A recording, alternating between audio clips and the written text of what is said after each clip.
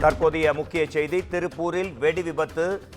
EPS கண்டனம் தெரிவித்திருக்கும் அண்மை செய்தி இது. திமுக ஆட்சியின் அனைத்து மட்டங்களிலும் நிர்வாகம் என்பது அறவே செயல்பாட்டில் இல்லை என எதிர்க்கட்சி தலைவர் தெரிவித்திருக்கும் அண்மை செய்தி. மக்களின் பாதுகாப்பு விஷயங்களில் திமுக அரசு அலட்சியமாகவும் மெத்தனமாகவும் செயல்படுவதாகவும் எடப்பாடி பழனிசாமி குற்றம் சாட்டியிருக்கும் அண்மை செய்தி இது.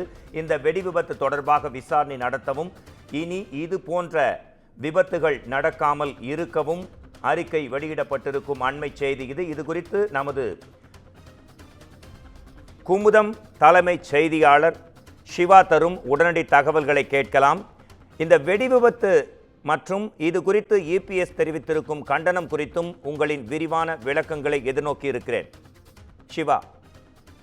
மோகன்ராஜ், திருப்பூர் பாண்டியன் நகர் பகுதியில் ஏற்பட்டிருக்கக்கூடிய நாட்டு வெடிகுண்டு விபத்துல 3 பேர் உயிரிழந்துள்ளதாக வரக்கூடிய செய்தி அதிர்ச்சி அளிப்பதாக அதிமுக பொதுச் செயலாளர் எடப்பாடி பழனிசாமி தெரிவித்திருக்கிறார். இது தொடர்பாக தன்னுடைய எக்ஸ் வலைதளத்தில் இபிஎஸ் தெரிவித்திருக்கக்கூடிய பதிவில், குடியிருப்பு பகுதியில் பாதுகாப்பற்ற முறையில் நாட்டு வெடிகள் தயாரித்து வந்ததை திமுக அரசும் காவல்துறையும் அறிந்திருக்காமல் இருந்தது ஏன் என்ற ஒரு கேள்வியை எடப்பாடி பழனிசாமி முன்வைத்திருக்கிறார்.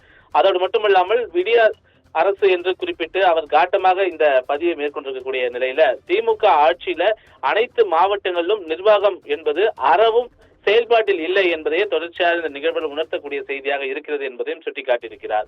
தொடர்ந்து மக்கள் பாதுகாப்பு குறித்த விஷயங்களில் இந்த அரசு அலட்சியத்துடன் செயல்படுவது கடும் கண்டனத்திற்கு உரியது என்றும் தன்னுடைய கடுமையான கண்டனத்தினை எடப்பாடி பழனிசாமி பதிவு செய்திருக்கிறார். அதோடு மட்டுமல்லாமல் இந்த விபத்துக்கான காரணத்தை உரிய விசாரணை மூலமாக கண்டறிய வேண்டும் என்றும், இனி இது போன்ற விபத்துகள் நிகழாவண்ணம் குடியிருப்பு பகுதிகளுக்கான பாதுகாப்பை உறுதி செய்ய வேண்டும் என்றும் இந்த அரசையும் முதலமைச்சரையும் வலியுறுத்துகிறேன் என்று அதிமுக பொதுச் செயலாளர் எடப்பாடி பழனிசாமி பதிவிட்டிருக்கக்கூடிய இந்த பதிவின் மூலமாக தமிழக அரசை வலியுறுத்தி இருக்கின்றார். மோகன்ராஜ். திருப்பூரில் நேரிட்ட வெடி விபத்தில் 3 பேர் உயிரிழந்த சம்பவத்திற்கு கண்டனம் தெரிவித்திருக்கும் இபிஎஸ் அவர்களின் அறிக்கை குறித்து விரிவான தகவல்களுக்கு நன்றி சிவா.